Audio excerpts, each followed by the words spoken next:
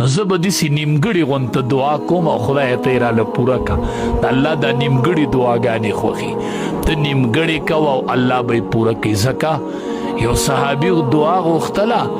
وی خدایا مال په جنت کې خي طرف ته او دسی بنگله راکې چې خي طرف ته یو دسی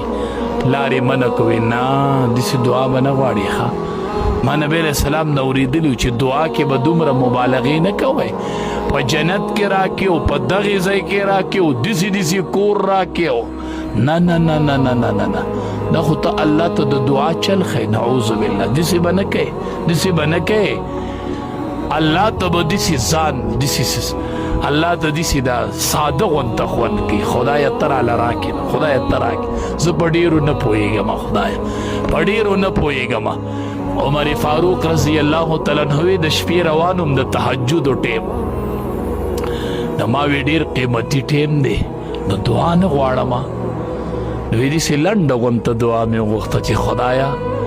مرګ د شهادت راکې او واجعل قبري في بلد حبيبك خدایا مرګ د شهادت او قبر د خپل محبوب په کلی کې راکې چې مرګ مې د شهادتي او قبر مې ستا د محبوب په کلی کې بس دغه دعا مې وغوښته رب العالمین وی عمر ته دعا نیمګړې وغوښتله زه به یې درله پوره قبوله کړم دا نیمګړې دعاګانې خوند وی تا ما نه مرګ د شهادت وغوښتو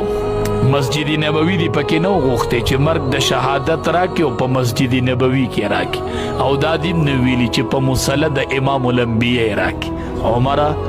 مرګ د شهادت مم درکو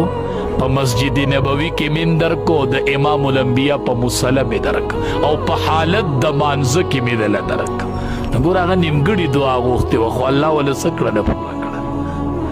اوی وجعل قبری فی بلد حبیبک خدایا قبر مس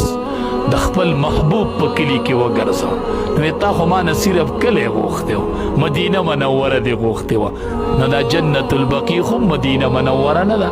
نه تا کلی وغوښتو ما کلی م درکو او کور مې م درکو او څنګ د امام الانبیاء مې درکو مې کلی درکو مې هغه په کور کې دفن کړې مې ورله په څنګ کې دفن کړې نو ته نیمګړې دعا غواړه الله به یې پوره قبلې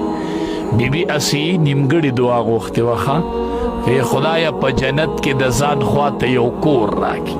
چې فرعون سزا ورکوله که نه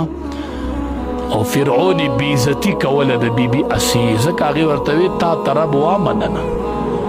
تا ته رب وامننه چې سړي ته